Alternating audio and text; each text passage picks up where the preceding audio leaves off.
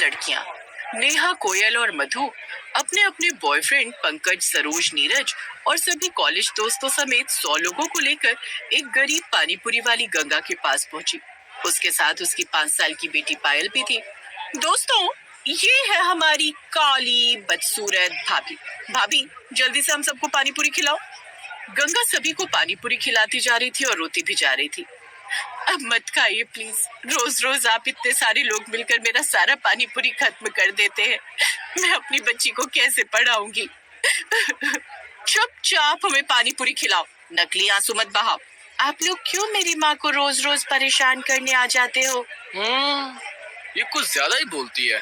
उन लोगों ने मिलकर सारी पानी पूरी खत्म कर दी और बिना पैसे दिए चले गए। अब उसके पास ना पैसे बचे ना पानी पूरी। आखिर अपनी सगी भाभी के साथ उसकी तीनों नंदे ऐसा क्यों करती थी?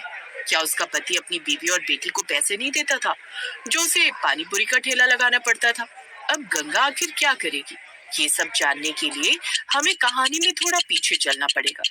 गंगा जब 10 साल की थी तब वो अपने पिता के साथ पानी पूरी बेचती थी। एक रोज घर में, गंगा की माँ, अगर हमारा एक बेटा होता तो गंगा को मैं पानी पूरी बनाना कभी ना सिखाता। लेकिन कुछ ही महीनों बाद गंगा की माँ गर्भवती हो गई। इस बार उसने बेटे को जन्म तो दिया, लेकिन अगले दिन ही उसके पिता चल बसे। अब हमारा क्या होगा? चिंता मत करो माँ, आज से मैं ये घर चलाऊंगी। उसी दिन से छोटी सी उम्र में ही गंगा ने मार्केट में पानी पूरी बेचना शुरू कर दिया। धीरे धीरे वो जवान हो गई। लॉन्डो, गंगा का पुदीना, लाल मिर्च, टमाटर, हरी मिर्च और इमली का पानी हमें दूर से ही अपनी ओर खींच लाता है। सही कहा अम्मा, गंगा तो अपने पिता से भी ज्यादा स्वादिष्ट पानी पूरी बनाती है। आप लोग कुछ ज्यादा ही तारीफ कर रहे हो। थोड़ी दूर पर 3 लड़कियां नेहा, कोयल और मधु छोटे छोटे कपड़े पहनकर अपने अपने बॉयफ्रेंड के साथ उसे देख रही थी। शाम होते इस गवार बदसूरत लड़की की तरफ सब खींचे चले जाते, कोई हम पर ध्यान ही नहीं देता। अरे तुम लोग पानी पूरी छोड़ो, ये बताओ हमसे शादी कब करोगी? हमारी माँ भी तैयार है। अगर हमने अपने घर में लव मैरिज का नाम भी लिया ना तो हमारे घर वाले कब भी नहीं मानेंगे। तीनों वहां से गुस्से में चली गई। रात को जब गंगा दुकान बंद करके जा रही थी तभी एक आदमी उसके पास आया। अरे बेटी, मैं व्यापार के सिलसिले में यहाँ पर आया था, लेकिन यहाँ आते ही मेरा पर्स, मोबाइल सब चोरी हो गया। मुझे बहुत जोरों की भूख लगी है। कोई बात नहीं भैया, मेरे पास थोड़े से पानी पूरी बची है, मैं आपको यही खिला देती हूँ। गंगा ने उसे सारी पानी पूरी खिला दी और चली गई। ऐसी उसकी दुकान खूब चलती थी। तभी कुछ दिनों बाद उसके ठेले पर एक अमीर आदमी आया। बेटिया, मैं तुम्हें हर रोज यहाँ देखता हूँ, हर कोई तुम्हारी बहुत इज्जत करता है।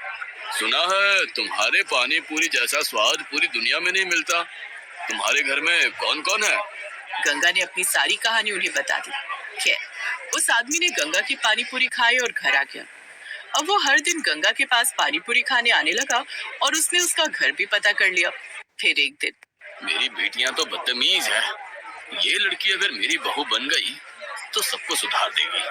घर जाकर बात करता हूँ इस बारे में। वो तीनों लड़कियां नेहा, कोयल और मधु इसी अमीर आदमी की बेटियां थी। उसका इकलौता बेटा राजू था। घर जाते ही, राजू, मैंने तुम्हारे लिए एक लड़की पसंद की है। कल हम लोग चलेंगे लड़की देखने। अरे लेकिन लड़की के बारे में तो बताओ कुछ। अरे वहीं चलकर देख लेना। अगले दिन वो अपने परिवार के साथ गंगा के घर रिश्ता लेकर पहुंच गया। राजू की तीनों बहनों ने उसे पहचान लिया। पापा, ये तो पानी पूरी वाली है। अरे मुझे सब पता है इसके बारे में, तुम लोग शांत रहना। भाई साहब, इतने बड़े खानदान का रिश्ता मेरी बेटी के लिए आया है, मैं भला कैसे मना कर सकती हूँ? लेकिन माँ, लेकिन छोड़ो, दीदी को अपना घर बसाने दो। मैंने ऑनलाइन कमाना शुरू कर दिया है, मैं संभालूंगा अब ये घर। देखो राजू के पापा, मैंने फैसला ले लिया है। जो बोलना है घर चलकर बोलना। तो समधन जी, हमारी तरफ से ये रिश्ता पक्का। रिश्ता तो पक्का हो गया, लेकिन घर आते ही, पापा हम इतने अमीर हैं और आपने भैया का रिश्ता उस काली बदसूरत पानी पूरी वाली के साथ तय कर दिया। पापा, आपको पता है हम आपकी बात नहीं टाल सकते। आपने इसी बात का फायदा उठाया है। जरा सोचो, अरे जब वो बचपन से अकेली पूरा परिवार संभालते आई है तो हमारे घर को कितने अच्छे से संभालेगी। तो इस तरह से राजू और गंगा की शादी हो गई। शादी के 2 दिन बाद ही राजू का पिता काम के सिलसिले में बाहर चला गया। एक रोज वो सबके लिए खाना बनाकर लाई। अब तो यहाँ पर क्यों खड़ी है? इतनी काली बदसूरत शक्ल लेकर यहाँ खड़ी रहेगी तो हमारा खाना भी हजम नहीं होगा। चल भाग यहाँ से। सुना नहीं माँ ने क्या कहा? निकलो यहाँ से खंबा बचा के। अब पापा नहीं आएंगे तुमको बचाने। अब गंगा के साथ उस घर में बहुत दुर्व्यवहार होने लगा, लेकिन वो किसी से शिकायत नहीं करती। दिनों बाद वो गर्भवती हो गई और उसने एक बहुत ही सांवली लड़की को जन्म दे दिया। पूरा परिवार उस पर चढ़ गया। मैंने सोचा था कि मैं गोरा हूँ तो मेरी औलाद तो कम से कम गोरी पैदा होगी, लेकिन मेरी औलाद भी इसकी जैसी काली और बदसूरत पैदा हो गई, और वो भी लड़की। उसके पति ने उसे अपने कमरे से भी निकाल दिया। वो रसोई घर में अपनी बच्ची के साथ रहने लगी। मुझे किसी भी तरह अपनी बच्ची को पालना होगा। अब गंगा और उसकी बेटी की जिंदगी उस घर में नौकरानी से भी बदतर हो गई थी। ऐसे ही वक्त बीतता रहा और उसकी बेटी 5 साल की हो गई। माँ, मैं बड़ी हो गई हूँ, मैं भी पढ़ना चाहती हूँ। गंगा ने इस बारे में अपनी सास और पति से बात की, लेकिन तुझे और तेरी बेटी को इस घर में खाने और रहने को मिल रहा है ना, यही तेरे लिए बहुत बड़ी बात है। एक बदसूरत लड़की को पढ़ाकर क्या फायदा? लेकिन गंगा हार मानने वाली नहीं थी। अगले दिन, पायल बेटी, मैं फिर से पानीपुरी का ठेला लगाऊंगी और तुझे पढ़ाऊंगी। अगले दिन से ही पायल ने फिर से पानीपुरी का ठेला लगाना शुरू कर दिया। उसकी दुकान फिर से चलने लगी। उसने अपनी बेटी का स्कूल में नाम भी लिखवा दिया। फिर एक रोज उसकी तीनों नंदे अपनी ढेर सारी सहेलियां लेकर उसके ठेले पर गई। गंगा ने सभी को बड़े ही प्यार से पानीपुरी खिलाए। पूरा ठेला खाली हो गया। भाभी, ये सब हमारी सहेलियां थी, हमसे तो आप पैसे लोगी नहीं। कोई बात नहीं नेहा, ये सब तुम्हारी सहेलियां हैं तो एक दिन का नुकसान तो मैं झेल ही सकती हूँ। अब उसकी तीनों नंदे हर रोज अपनी सभी सहेलियों को लेकर उसकी दुकान पहुंच जाती और फ्री में पानीपुरी खा लेती। एक रोज उनके बॉयफ्रेंड ने उन्हें देख लिया। भाइयों, वो तीनों तो यहाँ गोलगप्पे की पार्टी कर रही हैं। चलो इसी बहाने आज शादी की बात कर ही लेंगे, वरना ये तीनों हम तीनों भाइयों को ऐसे ही टहलाती रहेंगी। वो तीनों भी ठेले पर पहुंच गए। अरे अच्छा हुआ तुम तीनों भी आ गए। अब हो गए कुल मिलाकर 100 लोग। तो दोस्तों, ये है हमारी काली बदसूरत भाभी। भाभी, जल्दी से हम सबको पानीपुरी खिलाओ। गंगा सभी को पानीपुरी खिलाती जा रही थी और रोती भी जा रही थी। अब मत खाइए प्लीज, रोज रोज आप इतने सारे लोग मिलकर मेरा सारा पानीपुरी खत्म कर देते हैं। मैं अपनी बच्ची को कैसे पढ़ाऊंगी? चुपचाप हमें पानीपुरी खिलाओ, नकली आंसू मत बहाओ। आप लोग क्यों मेरी माँ को रोज रोज परेशान करने आ जाते हो? ये कुछ ज्यादा ही बोलती है। सब मिलकर उसके सारे पानीपुरी खा गए और बिना पैसे दिए चले गए। अब गंगा के पास पानीपुरी बनाने के पैसे ही नहीं बचे। सब कुछ बर्बाद हो गया। फिर एक दिन जब सभी घर में मौजूद थे तब, सासू माँ, राजू जी, पानीपुरी बनाने के लिए मेरे पास कुछ नहीं बचा। कुछ पैसों की मदद कर दीजिए ताकि मेरी बेटी की पढ़ाई न रुके। क्या करेगी अपनी जैसी काली बदसूरत लड़की को पढ़ा लिखा कर? तेरी तरह ये भी किसी की जिंदगी बर्बाद करेगी। भैया, पापा ने जबरदस्ती इस औरत से आपकी शादी करवा के आपके साथ साथ हम सबकी भी जिंदगी बर्बाद कर दी।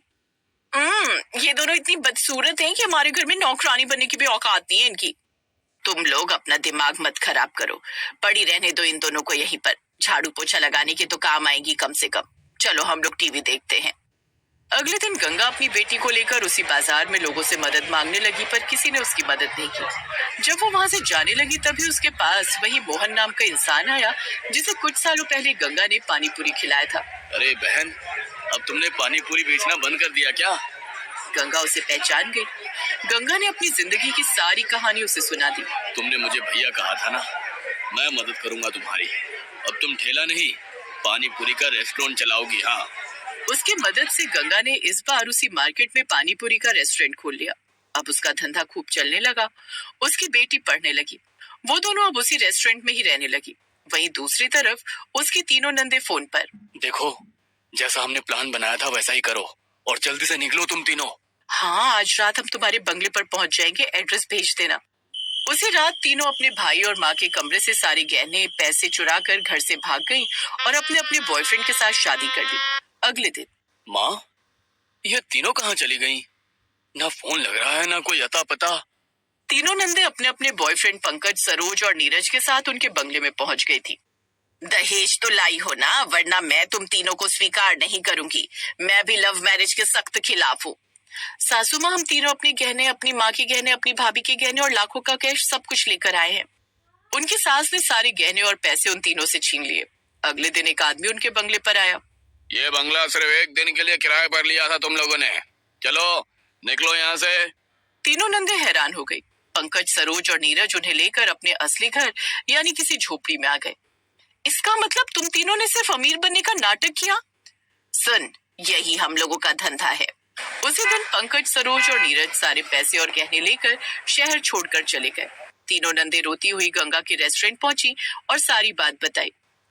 हमें बचा लो भाभी, हमें बचा लो। तुम तीनों के साथ यही होना चाहिए। मेरी माँ के साथ तुम लोगों ने ऐसा किया ही क्या है जो वो तुम्हारी मदद करे? ऐसा नहीं बोलते बेटा। तुम तीनों को अपनी गलती का एहसास हुआ हो या ना हुआ हो, मेरा फर्ज है तुम्हारी मदद करना, तो करूंगी। गंगा ने अपने पैसों से उन्हें गहने खरीद कर दिए और कुछ पैसे भी। ये सारे गहने और पैसे लेकर घर जाओ ताकि सासू माँ और राजू तुम तीनों को चोर न समझे। उन्हें बता देना कि तुम लोग किसी सहेली की शादी में चली गई थी और वहां नेटवर्क भी नहीं था। तीनों नंदे गंगा की बात मानकर चली तो गई, पर घर जाकर अपने भाई और माँ को सारी सच्चाई बता दी। अगले दिन वो सब गंगा के रेस्टोरेंट आए। बहू, हम तुझे हमेशा काले रंग की वजह से कोसते रहे, पर असली कलंकिनी तो मेरी बेटियां ही निकली। आज मैं समझ गया कि रंग सांवला होने से कुछ नहीं होता। तुम माँ बेटी का दिल बहुत बड़ा है। चलो बेटा, घर चलो। अब बहुत देर हो चुकी है मिस्टर राजू। मेरी माँ के साथ आप लोगों ने जो किया है वो मैं कभी नहीं भूल सकती। चले जाओ यहाँ से। मैं अपनी बेटी की बात नहीं टाल सकती। चले जाइए यहाँ से। सास, नंदे और पति माफी मांगते रहे, लेकिन वो घर जाने को तैयार नहीं हुई। थक हार कर वो लोग घर वापस लौट गए। गंगा अपनी बेटी के साथ खुशी खुशी अपनी जिंदगी बिताने लगी। सांवले रंग की राधिका, जिसका पेट निकला हुआ था, वो जल्दी जल्दी अपने कॉलेज की तरफ बढ़ रही थी। कॉलेज के गेट पर पहुंचते ही अचानक उसे चक्कर आ गया और वो बेहोश होकर गिर गई। तब एक चपरासी उसके पास भागती हुई आई। राधिका को क्या हो गया अचानक? आज तो इसका लास्ट एग्जाम है, जल्दी से इसे होश में लाना होगा। चपरासी भागकर एक गिलास में पानी लेकर आई और उसके मुंह पर डाला, जिससे उसे थोड़ा होश आ गया। Thank you so much aunty, आपने मेरी मदद की। ये क्या, एग्जाम शुरू होने में सिर्फ 2 मिनट बाकी हैं। मुझे जल्दी से क्लासरूम में पहुंचना होगा। राधिका दोबारा गिर गई। तभी वहां से क्लास की कुछ घमंडी लड़कियां गुजरी। ये देखो ममता की भाभी, बच्चा होने वाला है, रंग भी इतना काला है, फिर भी पता नहीं एग्जाम देने की कौन सी जल्दी है। पता नहीं कौन सा कलेक्टर बनना है इनको। चलो जल्दी चलो, एग्जाम शुरू होने वाला है, इसे यहीं पड़ी रहने दो। दोस्तों, क्या राधिका अपना आखिरी एग्जाम दे पाएगी? जानने के लिए कहानी में थोड़ा पीछे चलना होगा। राधिका की नई नई शादी हुई थी। गांव में मोहल्ले की औरतें खाने पर आई। भाई, भले ही तुम्हारी बहू थोड़ी सांवली है, लेकिन खाना अच्छा बना लेती है। अरे सांवले तो श्री कृष्ण भी थे। सांवले रंग होने से क्या होता है? हमारी बहू लाखों में एक है। इतना भी उसे अभी से सर पर मत चढ़ाओ, वरना हमारे सर पर चढ़कर डांस करेगी। तभी वहां पर उसकी 3 गोरी ननद पायल, ज्योति और राधा आ गई। माँ बिल्कुल सही कह रही है पिताजी, हमें तो भाभी बिल्कुल भी पसंद नहीं। उसका पति बेचारा आदित्य अपनी बीवी का चेहरा देखकर दुखी हो रहा था। अरे चलो, ज्यादा बहस मत करो, चुपचाप बैठकर खाना खाओ। हमें ये खाना नहीं खाना। जब शक्ल इतनी बदसूरत है तो खाना भी ढंग का नहीं बनाया होगा। हम तीनों जा रहे बाहर दोस्तों के साथ चिल मारने। राधिका की तीनों नंदे छोटे छोटे कपड़े पहनकर बाहर निकल गई। बाहर BMW कार में उसकी सहेलियां मिली। उसमें 3 लड़के भी बैठे थे, जो कि तीनों नंदों के बॉयफ्रेंड थे। यार, तेरे भाई की शादी क्या हो गई? तो लेट में आने लगी। पायल, तुम आज बहुत खूबसूरत लग रही हो। तो सिर्फ अपनी वाली की ही तारीफ करेगा। मेरी ज्योति को देख, सबसे खूबसूरत लग रही है। तुम लोगों का हो गया हो तो मैं भी अपनी होने वाली की तारीफ कर दूं। राधा तो बिल्कुल कहर ढा रही है, पटाखा लग रही है बिल्कुल। राघव, ज्यादा ओवर एक्टिंग करने की जरूरत नहीं है। मुझे पता है तुम लोग हमारी तारीफ क्यों कर रहे हो। चलो कैफे चलते हैं। तीनों उनके साथ कैफे के लिए निकल गए। धीरे धीरे रात हो गई, लेकिन वो तीनों घर नहीं आई। इधर राधिका और आदित्य की आज सुहाग रात थी। राधिका, मेरी बहनें और तुम एक ही कॉलेज में पढ़ती हो ना, फिर भी तुम। चल बाजार जाना है। सैटरडे की पार्टी के लिए मुझे नई कुर्ती लेनी है। बाजार क्यों? यही अमेज़न से खरीद देते हैं। अमेज़न से? हाँ, बहुत सिंपल है भाभी। बस सर्च कीजिए, कुर्ती फॉर वुमेन। काफी रेंज है। अब प्राइस चूज कीजिए। अब ब्रांड, साइज और कलर चूज करके बस खरीद लीजिए। पर ऑनलाइन पसंद आएगी। कुछ हुआ तो रिटर्न हो जाएगी। बस अब नाम और नंबर से लॉगिन कीजिए और कुर्ती आने पर पैसे दीजिए। ये तो सिंपल है। अभी तो पार्टी शुरू हुई है। तो आप भी Amazon ऐप डाउनलोड कीजिए, क्योंकि हर फैशन की अपनी दुकान है Amazon।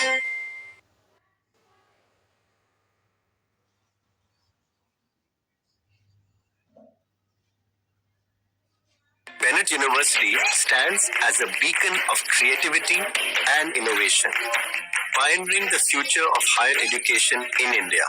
Come to Bennett University and together let us prepare India to move with the time. Make your first move and let Bennett University open a world of possibilities for you. Move with the times. Move to Bennett University. तुम उनसे आज तक दोस्ती नहीं कर पाई? मैं तो सबसे प्यार से ही बात करती हूँ। मुझे ये समझ में नहीं आता कि अगर मैं सच में खूबसूरत नहीं हूँ तो ये लोग मुझसे जलते क्यों हैं? क्योंकि तुम दिल से भी अच्छी हो और पढ़ाई लिखाई में भी उनसे कहीं आगे हो। खैर, उन लोगों ने सुहाग रात मनाई और सो गए, लेकिन अभी भी उसकी तीनों नंदे नहीं आई थी। राधिका बालकनी में जाकर टहलने लगी। तभी उसने देखा कि 3 मुश्तंडे अपनी अपनी बाइक पर उसकी तीनों नंदों को छोड़ने आए। ये तीनों तो वही लफंगे हैं जो हमारे कॉलेज के चारों तरफ चक्कर लगाया करते हैं। चलो, कल कॉलेज में मिलते हैं। ओके पायल, कल मिलते हैं। उन तीनों लड़कों ने अपनी अपनी गर्लफ्रेंड को गले लगाया और वहां से चले गए। तीनों घर के अंदर आई और चुपचाप सो गई। अगली सुबह, ज्योति, पायल, राधा, तुम तीनों बहुत लेट में आई थी कल रात। और वो तीनों लड़के कौन थे? भाभी, आज तक हमारे माँ बाप ने हमसे ये सवाल नहीं किया। आप कौन होती हमसे पूछने वाली हैं? देखो पायल, प्यार करने में कोई बुराई नहीं है, लेकिन उन तीनों लड़कों को मैं अच्छी तरह जानती हूँ। वो तीनों लफंगे हैं। हर वक्त हमारे कॉलेज के इर्द गिर्द ही घुमा करते हैं लड़कियों के चक्कर में। बहू बिल्कुल सही कह रही होगी। तुमको तो हर वक्त हमारी बेटियों की ही गलती नजर आती है। चुपचाप नाश्ता करने दो, इन्हें कॉलेज जाना है। खैर, सबने नाश्ता किया और कॉलेज जाने के लिए तैयार हो गए। राधिका भी कॉलेज जाने के लिए तैयार हो गई। तू अब कॉलेज जाकर क्या करेगी राधिका? तुझे जो पढ़ाई करनी थी हो गई। बेचारी को पढ़ाई करने से क्यों रोक रही हो? बहू, तुम जाओ। अरे जाने दो माँ, भाभी को कॉलेज जाने दो। ये अपनी खूबसूरती की वजह से तो इज्जत कमा नहीं सकती, तो कम से कम पढ़ाई लिखाई के सहारे ही अपनी इज्जत बना लेंगी। तीनों एक साथ बाहर गई और अपनी अमीर सहेलियों की कार में बैठकर कॉलेज निकल गई। वहीं राधिका बेचारी ऑटो पकड़कर कॉलेज पहुंची। गेट पर चपरासी बैठी थी। कैसी हो आप? कोई दिक्कत तो नहीं? ठीक हो राधिका बिटिया। खैर, थोड़ी देर बाद सब एक ही क्लास में बैठे थे। इस क्लास में बैठे सभी बच्चों का ये आखिरी साल है। कुछ ही महीनों में फाइनल एग्जाम होंगे। All the best. Thank you so much sir. तभी अचानक टीचर की नजर पायल, ज्योति और राधा पर गई। वो तीनों कान में ईयरफोन लगाकर किसी से मोबाइल फोन पर बात कर रही थी। बेबी, बस क्लास खत्म होते ही हम लोग शॉपिंग मॉल चलेंगे। यार, मैं कब से तुम्हारे कॉलेज के बाहर खड़ा हूँ। अरे यार, हमारा टीचर बहुत पका रहा है। बस थोड़ी देर और पक लो, फिर आती हूँ। हाँ बेबी, आकर देती हूँ ना। तीनों बात कर ही रही थी कि तभी वहाँ पर क्लास टीचर आ गए और तीनों के कान से ईयरफोन निकाल कर बाहर फेंक दिया। तुम तीनों क्या हमेशा इसी क्लास में बनी रहना चाहती हो? कहीं कैंटीन में दिखाई देती हो तो कहीं लफंगों के साथ घूमते हुए। अरे नहीं सर, हम लोग हिस्ट्री के बारे में कुछ पॉडकास्ट सुन रहे थे। मैं दुनिया को पढ़ाता हूँ और तुम तीनों मुझे ही पढ़ाती हो। खैर, टीचर उन लोगों को पढ़ाने लगे। ऐसे ही दिन बीत रहे थे। कुछ महीनों बाद राधिका गर्भवती। बहू, तुमने आज बहुत बड़ी खुशखबरी दी है। इस घर का नया चिराग आने वाला है। इसमें कौन सी बड़ी बात है? हमारी बहू दुनिया की पहली ऐसी औरत तो है नहीं जो बच्चा पैदा करने जा रही है। तुम्हारे अंदर पता नहीं किस बात का घमंड है। तभी वहाँ पर उसकी तीनों नंदे और उसका पति आदित्य आ गया। भाभी, अब आप प्रेग्नेंट हो चुकी हो, आपको कॉलेज आने की कोई जरूरत नहीं है। हाँ राधिका, होने वाले बच्चे पर इसका असर पड़ सकता है। मैं अपने एग्जाम नहीं छोड़ सकती हूँ, मैंने बहुत मेहनत की है। राधिका की हर वक्त कॉलेज से लेकर मोहल्ले में हर जगह तारीफ हुआ करती थी, जिस वजह से उसकी नंदे हमेशा जलती रहती थी। हमेशा अपने लफंगे दोस्तों के साथ इधर उधर मटर गश्ती किया करती थी। पढ़ाई में तो उनका मन ही नहीं लगता था। 6 महीने बाद राधिका का पेट बहुत निकल आया और एग्जाम भी अचानक आ गए। एग्जाम के वक्त, यार ये कैसे कैसे क्वेश्चन आ गए एग्जाम में, मैंने तो कभी नहीं पढ़ा। तभी अचानक तीनों नंदों की नजर राधिका पर गई जो फटाफट एग्जाम में लिख रही थी। एग्जाम खत्म होने के बाद तीनों नंदे आपस में मिले। तीनों के बॉयफ्रेंड और उनकी अमीर सहेलियां भी वहीं पर थे। यार तुम लोगों से ना कोई भी उम्मीद करना बेकार है। मैंने बोला था नकल करने के लिए पर्ची दे जाना, वो भी नहीं दे पाए तुम लोग। अरे तुम्हारा टीचर बहुत स्ट्रिक्ट है, मुझे डर लगता है उससे। तुम तीनों नकल के भरोसे बैठी रहो। तुम्हारी भाभी राधिका के सारे एग्जाम मस्त जा रहे हैं, देखना इस बार वो टॉप करेगी। चलो यार, ये चपरासी भी भाभी के गुणगान करने लगी। सब लोग एक रेस्टोरेंट में आ गए। मैं तो इस बात से परेशान हूँ कि अगर हम लोगों के नंबर कम आए और भाभी के ज्यादा, तब तो भाभी की पूरी दुनिया में गुणगान होने लगेगी। पायल, अभी आखिरी एग्जाम बाकी है। सोचो, अगर वो फेल हो गई तब क्या होगा? तब तो मजा ही आ जाएगा मोहन, लेकिन अब सिर्फ एक एग्जाम बाकी है, उसमें हम क्या कर सकते हैं? मैं बताता हूँ, ये लो जादुई जड़ी बूटी। कल सुबह सुबह चुपके से उसके चाय में इस जड़ी बूटी का रस मिला देना। कॉलेज पहुँचने से पहले ही वो कहीं रास्ते में ही लुढ़क जाएगी। इसमें नींद आ जाएगी उसे। अगर वो एग्जाम ही नहीं दे पाएगी तो पक्का फेल। क्या बात है राघव, मस्त प्लान बनाया तुमने। तो इस तरह अगली सुबह चुपके से तीनों नंदों ने जादुई जड़ी बूटी का रस राधिका की चाय में डाल दिया। वो चाय पीकर जैसे ही कॉलेज के गेट पर पहुंची, वैसे वो बेहोश हो गई। चपरासी ने उसे संभाल लिया और कहानी एक बार फिर से वर्तमान में आ गई। राधिका, अगर 2 मिनट के अंदर तुम क्लासरूम में ना पहुंची तो टीचर एग्जाम नहीं देने देगा। वो बहुत स्ट्रिक्ट है, लेकिन तुम तो चल भी नहीं पा रही हो। रुको, मैं तुम्हें लेकर चलती हूँ। उस चपरासी ने राधिका को अपने कंधे पर उठाया और सीधा क्लासरूम में जाकर उसकी बेंच पर बिठा दिया। सभी लोग हैरान होकर उसकी तरफ देखने लगे। उसकी नंदे और सहेलियां सब वहां मौजूद थी। इसे क्या हुआ? चपरासी ने सारी बात बताई। राधिका, तुम प्रेग्नेंट हो, शायद इसीलिए चक्कर आ रहे हैं। क्या तुम एग्जाम दे पाओगी? सर, मैं एग्जाम जरूर दूंगी, मुझे बैठे ही तो रहना है। किसी तरह उसने नींद पर काबू किया। चपरासी ने उसे नींबू पानी पिलाया, जिसकी बदौलत उसने पूरा एग्जाम दिया। 3 महीने बाद रिजल्ट आया और राधिका ने एक सुंदर बच्ची को भी जन्म दिया। राधिका ने टॉप किया और तीनों नंदे उसकी बुरी तरह फेल हो गई। तुम तीनों ने तो नाक कटा दी हमारी। अपनी भाभी से कुछ सीखो। बेचारी गर्भवती होते हुए भी घर का सारा काम भी करती रही, बच्चा भी स्वस्थ पैदा हुआ और टॉप भी किया। बहू, आज से ये तीनों काम करेंगी और तुम सिर्फ आराम करोगी।